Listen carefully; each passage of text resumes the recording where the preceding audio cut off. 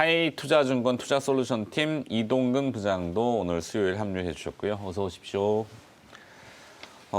지금 원고를 대충 이렇게 눈으로 훑어봤는데 다 겹쳐요, 이게. 그죠?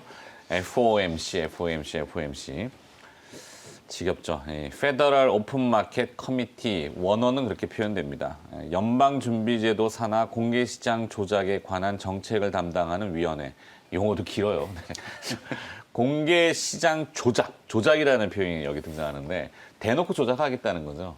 원래는 조작하면은 작전 이래가지고 걸려야 되는데 미국 연준이 하겠다는데 누가 뭐 어떻게 할 수도 없고. 자, 이 FOMC 얘기가 또 일발장전 주제가 돼버렸는데 잠깐 끝내놓고 뒤에 또 뭐 배터리 이슈들이 또 이렇게 붙여가지고 연이어 가보도록 하겠습니다. 금리 상승에 대비한 투자 전략인데 금리는 오를 수밖에 없다. 네, 금리가 떨어지는 게 더 이상하다. 네. 지금 금리 떨어져 버리거나 금리가 하향 안정화를 고착화돼 버린다는 얘기는 코로나가 다시 확산되거나 뭐 천재지변이 또 나오거나 아니면 어디 전쟁이 나거나 이런 경우거든요. 그러면 주식시장에 좋을 것이 없죠. 그래서 지금은 금리가 서서히 올라가야 되는데 어제 이제 지표들 아까 김현 매니저가 얘기했던 지표에 대한 해석을 올바르게 해야 됩니다. 어제 시장 금리가 조금 내려가는 듯 했는데 그거는 2월 지표였죠. 2월에는 폭설하고 한파, 밖에 나가질 못하니까 뭐 소매 판매가 좋을 수가 없죠. 산업 생산도 마찬가지고. 그러면 3월 지표는 어떻게 될 거냐. 3월 지표는 이 기저효과 때문에 오히려 퉁 튀어 올라갈 수 있거든요. 그러면 금리를 또 자극합니다. 이래서 이제 어차피 금리는 올라가야 된다. 이런 거고. 두 번째로 성장률 지표에 대한 이 전망치 상향이 너무 빠르게 이루어지고 있습니다. 글로벌 IB들, 인베스트먼트 뱅크들이 미국의 성장률 전망을 내놨는데 자, 도이치방크가 6.6% 올해 기존의 4%에서 6.6%로 올렸어요. 다음 화면 조명이가 좀 안 됐나 보죠? 아, 네. 요거는 화면으로 준비가 안 된 거군요. 그러면 저를 비춰주십시오. 네. 자, 성장률 전망은 도이치뱅크는 하여튼 6.6%, 골드만삭스가 6.9% 제시했고 미국입니다. 모건 스탠리가 7.3%를 제시했어요. 이러면은 이게 45년 만에 중국의 성장률보다 더 높을 수 있거든요, 미국이. 그런데 금리가 안 올라간다? 말이 안 되는 겁니다. 그죠? 그러니까 금리는 올라가는 걸 받아들이는 게 맞다. 그래서 너무 단기간 근시안적으로 금리 올라가면 어떡하지? 막 이렇게 하는 것보다 안 올라가는 게 더 문제다. 이렇게만 하고 조금만 붙여주고 재미없으니까 뒤에 배터리로 넘어가야 되겠습니다. 뭐 사실 오늘 저도 지금 뒤에 금리가 또 있으시더라고요. 얘기들이 다 비슷해요. 이게 그렇죠. 저도 뭐 비슷한 내용들을 얘기할 수밖에 없는 상황이고 이게 어떻게 보면은 결국 사람의 생각이라는 건 다 각기 마련이고요. 지금 시장에서 뭐가 제일 중요한지가 이제 드러나는 거고 뭐 그런 말씀을 드릴 수 있을 것 같아요. 지금 앵커에서 말씀하신 대로 저도 금리가 지금 안 올라가는 게 이상한 상황이고 더군다나 이게 지금 옛날에 이제 여러분들 기억 못 하시겠지만 기억을 하실 수가 없겠지만은 20년대 이제 광란의 20년대라는 표현을 쓰는 1920년이요? 예, 20년대. 1920년대입니다. 2020년대 말고요.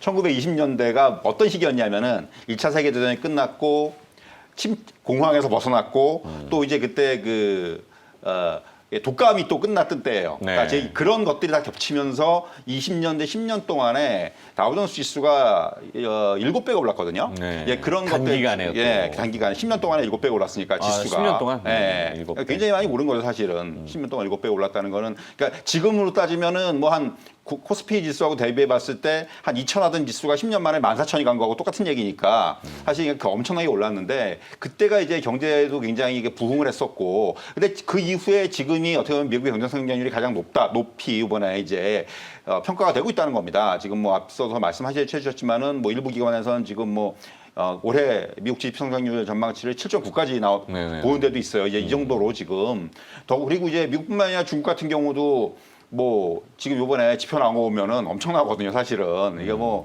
중국이 지금 괜히 긴축 얘기를 하는 게 아니구나라는 생각이 들 정도로 지금 지표들이 호황을 보이고 있기 때문에 아니, 중국은 양회 끝나고 한 6% 이상 이렇게 어우른 뭐 리커창 총리의 그렇죠. 표현에 의하면은 근데 미국이 7%대 평균이면은 중국보다 올해는 더 뛰어넘을 그렇죠. 수도 있다. 뭐 이렇게 뭐 그런 나오니까. 거죠. 네, 그러다 보니까 이제 뭐 금리가 지금 오르는 건 당연한 거고 결국 이제 앞에서도 이제 앞에 시간에도 김영민 매니저 말씀해 주셨지만은 저도 어제 가장 그 밤에 흥미로운 표현이 그거였어요. 네. 요번에 연준에서 무슨 얘기를 하든 간에 결국은 이게 시장은 뭐 그 해석인데 이걸 해석을 어떻게 하냐. 그러니까 제가 드리고 싶은 말씀은 결국 이러한 국면이 얼마나 짧게 스무스하게 넘어가느냐가 중요할 것 같아요. 결국 이게 한 번에 또 충격이라든가 흔들림은 어느 정도 있을 수밖에 없습니다. 연준이 무슨 얘기를 하든 간에. 그리고 네. 시장은 또 그걸 또 자기 시장의 뜻대로 해석을 할 거고 그렇기 때문에 저는 일단 중요한 부분들은 역시 금리의 상승에 따른 뭐 물가 상승이라든가 이런 부분들인데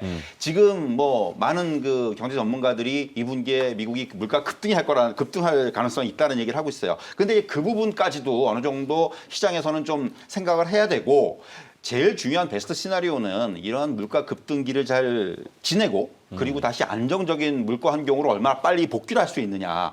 결국 이제 그러한 만약에 환경들이 조성이 된다면은 그때부터는 정말 시장이 다시금 이제 이제 뭐 실적장이 되든 간에 뭐 이런 식으로 해서 다시 한번 또 랠리를 벌릴 수가 있기 때문에 저는 그게 중요하다고 생각을 해요. 시장의 해석, 뭐 앞에서 똑같은 얘기입니다만은 그리고 이제 이러한 그 어떤 약간의 그 혼란기를 얼마나 빨리 그리고 이제 스무스하게 넘어가느냐 이 부분이 제일 중요하다 이런 말씀을 드릴 수 있을 것 같습니다. 네, 그래서 사실 관련주를 본다면은 뭐 다른 뭐 금융주들 얘기들 많이 하실 수 있겠지만 좀 색다른 시각이라면 오늘 어제 움직이긴 했어요. 한국전력. 네.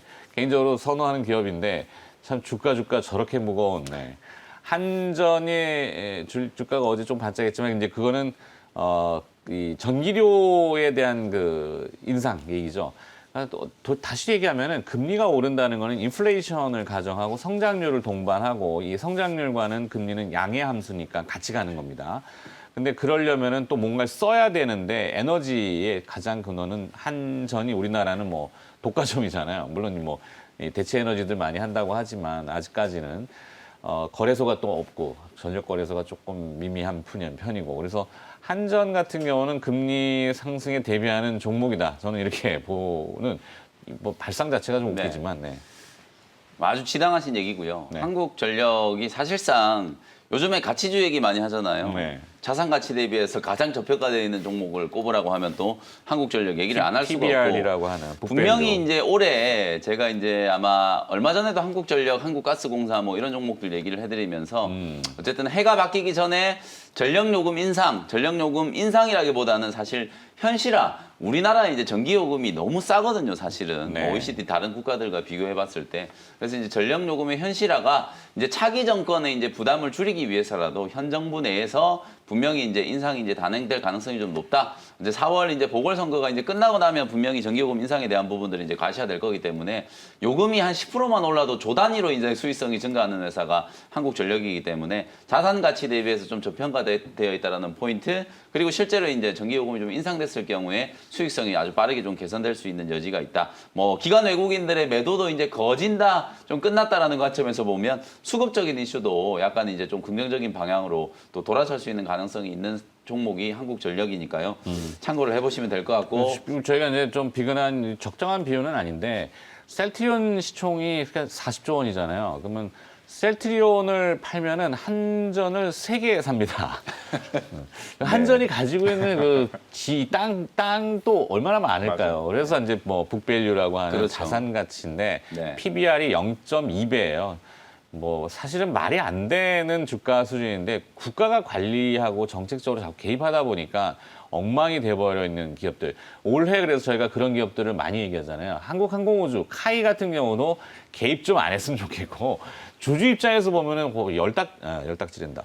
화가 나는 네. 그렇죠. 표준어는 아닙니다. 그러니까 네. 주주 입장에서 굉장히 속상한 기업들이란 말이에요. 그러니까 이번 주총 시즌 또 다가오고 그러면은 이런 목소리들은 좀 내야 될 것 같아요. 그래서 그런 종목들을 이제 싹 묶어보면 네. 한국전력, 한국가스공사, 한국항공우주, 강원랜드 뭐 이런 종목들 맞아요. 주주의 이제 속을 많이 태우는 이제 그런 종목들이라고 보시면 되는데 어쨌든 이제 금리 상승 구조 오늘 이제 금리 얘기를 좀 하고 있잖아요. 네네네. 제가 조금 덧붙여드리면 어쨌든 금리는 계속 올라갈 거예요. 금리가 올라가야지 경제가 이제 회복되는 시그널이기 때문에 금리는 반드시 이제 올라갈 겁니다. 오히려 역설적으로 만약에 금리가 안 올라간다, 방금 이제 앵커께서도 이제 그런 상황을 가정해 주셨지만 금리가 안 올라간다는 건 우리가 기대했던 만큼 경제가 회복이 안 된다는 얘기거든요. 네. 코로나19 4차 팬데믹이 막 나온다거나 아니면 뭐 변이 바이러스가 막 확산돼가지고 다시 경제 봉쇄를 한다거나 백신 보급에 뭐 차질이 생긴다거나 이런 식의 악재가 나온다면은 그게 그야말로 이제 시장이 좀 가장 두려워할 만한 이슈거든요. 그래서 이제 금리가 상승을 하면 언젠가는 금리를 올리겠지. 국채 금리가 상승을 하고 인플레이션에 대한 우려가 생기면 언젠가는 금리를 올리겠지. 뭐 테이퍼링을 하고 나서 금리를 올리고 긴축이 이제 시작되면 주식 시장에 악영향을 받겠지. 이런 이제 그 우려를 너무 지나치게 좀 빨리 하고 있다라는 생각이 좀 들거든요. 그래서 지금은 어쨌든 이제 금리 상승이 시장이 이제 서서히 이제 좀 내재화되고 있는 단계고 악재에 이제 조금씩 민감도가 이제 좀 떨어지고 있는 그런 단계라고 보여지거든요. 그래서 이제 금리 상승 자체를 너무 부정적으로 보실 건 없다. 한 번은 우리가 좀 거치고 가야 될 과정이기 때문에 그런 과정 속에서 이제 어떤 종목들이 좀 부각이 되는지만 여러분들이 잘 캐치를 해내시면 된다는 거. 결국 저는 뭐 성장주든 가치주든 뭐 기술주든 뭐 경기 민감주든 이익이 성장하는 규모 실제로 이제 금리가 성장한다라는 얘기는 경제가 회복된다라는 말씀을 드렸잖아요. 경제가 회복될 때 그야말로 이익이 더 빨리 성장할 수 있는 기업들을 잘 찾아내신다면 충분히 뭐 지금 시장에서 효과적인 좀 대응을 할 수 있다. 이렇게 말씀을 좀 드리겠습니다. 네, 금리가 멈추면은 투자 전략을 그러니까 지금은 금리 상승을 가정한 뭐 시점과 그다음에 속도지만 그거는 부인할 수는 없어요. 근데 금리가 다시 슬로우해지거나 내려간다. 그러면 투자 전략을 그냥 비트코인에 몰빵하시면 됩니다. 비트코인에. 예. 이렇게 표현하면 안 되지만 왜냐하면 금리가 금리라는 건 돈의 가치인데 돈이 그러면 쓰레기가 된다는 얘기가 돼요. 미국에 저렇게 돈을 갖다 부었는데 경제가 안 살아나고 금리가 안 올라간다. 그냥 비트코인 진짜 몰빵. 네. 너무 죄송합니다. 극단적인 네. 결론인 것 같은데. 그러니까 그렇다는 얘기예요. 지금은 네, 그 정도로 비트코인 뭐 그런 가격도 상황이 뭐, 일어날 네, 가능성이 그런 힘들다라는 얘기 코인들을 조금 제어하기 위해서도 돈 가격을 좀 올려놔야 된다. 뭐 이런 거죠. 네. 자, 이거는 재미없는 얘기니까 여기 끝내고 배터리 이슈로 좀 넘어가죠. 어제 배터리 해프닝이 폴스바겐발 얘기가 나왔습니다. 뭡니까? 사실 앞서서 저는 그 생각이 들었어요. 이게 약간 좀 어디서 본 듯한 풍경이다. 앞에 테슬라 데이에서도 한번 그렇죠. 그때 이 정도까지는 아니었지만은 비슷한 흐름이 나왔습니다. 네. 그때 마찬가지였어요. 테슬라가 뭐 전고체 배터리를 개발을 한다 뭐 이런 얘기 나오면서 이제 우리나라 이제 그 2차전지 업체들 주가 좀 급락하기도 했었고 어제는 이제 좀 더 이제 어떤 그 파장이 컸습니다만 이제 아무래도 이제 폴스바겐은 좀 더 구체적으로 각형 배터리 관련해서 이 부분에 대한 얘기를 했다는 게 아무래도 그 우리나라 지금 LG화학 같은 경우는 각형 배터리가 폭스바겐에 납품하는 게 한 20% 정도 돼요. 이게 굉장히 큰 전체를 봐서 큰 규모고 그리고 이제 무엇보다도 전체 시장을 놓고 봤을 때 각형 배터리가 차지하는 비중이 원통이나 파우치보다 많아요. 근데 그런 상황이기 때문에 이런 부분들이 이제 굉장히 조금 아무래도 좀 이제 아무래도 주가에 좀 직접적으로 영향을 준 것으로 보여지고요. 또 하나는 이제 노스볼트라는 그 스웨덴 그 업체에다가 네. 사실 폭스바겐이 직접적으로 투자한 유일한 회사예요. 그렇죠. 근데 이제 여기다 밀어주겠다는 거죠 앞으로. 이거는 대놓고 대놓고 밀어주겠다는 네. 거예요. 이거는 아직까지 노스볼트라는 회사의 기술력은 많이 떨어집니다. 그럼에도 불구하고 폭스바겐이 저런 식으로 밀어주면은 기술력은 빠르게 올라올 수가 있다는 얘기고요. 노스볼트의 음극재되는 동진세미캠이 어제 그러니까 이게 아주 아이러니컬한 얘기인데 아이러니컬했죠. 동진세미캠 주식이 어제 올라온 것만 주가가 봐도 강했어요. 이게 이렇게 연결이 되는구나.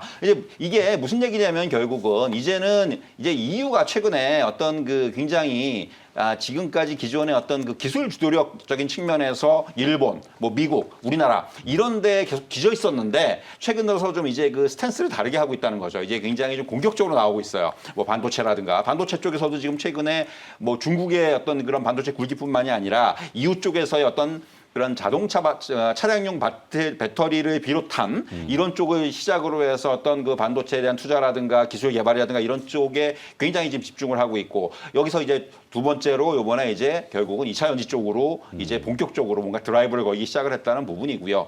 결국 향후에 결국 이제 차세대 배터리 기술을 이게 전고체 배터리라는 게 이게 뭐 이게 딱 선언을 했다, 우리 하겠다라고 해서 할 수 있는 건 아닙니다. 네. 뭐 아시겠지만 지난번에 테슬라도 일단 지금 하겠다고 그랬는데 이게 뭐가 없어요. 아직까지 어떤 구체적인 그 타임 플랜이라든가 이런 건 아직까지 없습니다. 별로. 이게 굉장히 그 기술력적인 측면에서는 뭐 여러분들 굉장히 어려운 얘기인데 네. 이게 시간도 많이 걸리고 그리고 아직까지 그 구현해내는 데는 기술적인 어떤 허들들도 많고 그건 뭐 지금 저 여러분들 아실 거예요. 화면에 나오는데 테슬라를 잡아라. 원통형 배터리 생산 수요를 늘리는 LG 삼성인데 테슬라를 때려잡아라는지 아니면 테슬라를 우리 쪽으로 잡아라는지. 우리 쪽으로 잡아라는 우리 쪽으로 얘기겠죠. 잡아라겠죠. 네.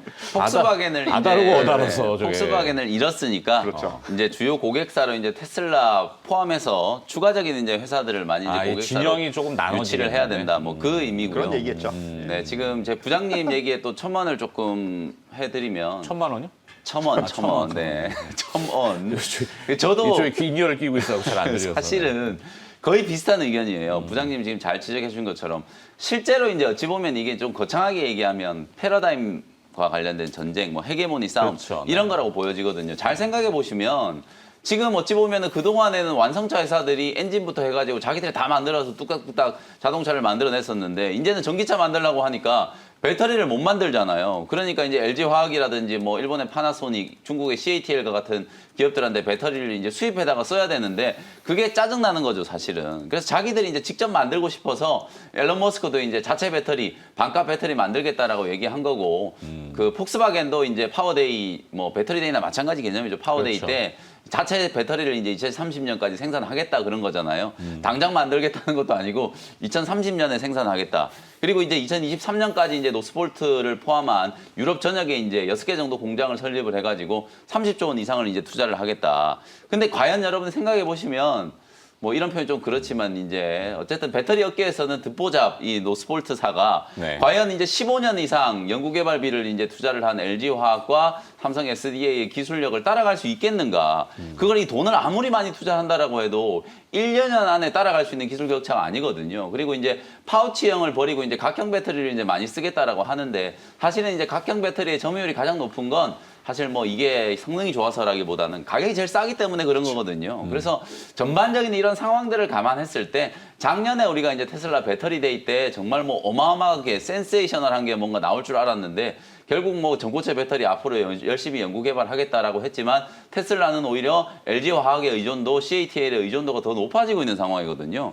이런 전반적인 상황들을 감안했을 때 국내 이제 배터리 3사, 삼성 SDI, 뭐 LG화학, SK이노베이션이 아무래도 앞으로 이제 어마어마하게 성장할 만한 이제 전기차 시장의 주도권을 지금 잡고 있는 상황이니까 미국에서도 견제를 하고 유럽에서도 견제를 하고 있는 그런 상황이다라고 보시면 되거든요. 그런 이제 견제를 이제 받으면 삼성 SDI라든지 LG화학 역시도 전고체 배터리에 대한 기술 개발을 뭐 멈추지 않을 거고 삼성 SDI도 최근에 이제 차세대 배터리 개발한다는데 한 8천억 정도 또 투자를 한다는 얘기가 또 나왔잖아요. 그런 것처럼 우리 기업들도 사실 가만히 있지 않을 거기 때문에 뭐 폭스바겐이라든지 테슬라가 이제 얘기를 한 그런 부분들은 자사들의 어떤 미래의 어떤 청사진을 뭐 공개를 한 그 정도의 수준이라고 생각하시면 될 것 같고요. 그래서 저는 뭐 어제 LG화학도 급락을 했고 SK이노베이션도 급락을 했는데 단기적인 악재에 그칠 가능성이 높다. 지금 현재 어떤 배터리 어떤 산업에서 크게 뭐 영향을 줄 수 있을 만한 요인은 아니다라고 생각이 좀 들고요. 다만 이제 이런 거죠. 어쨌든 폭스바겐이라는 주요 고객이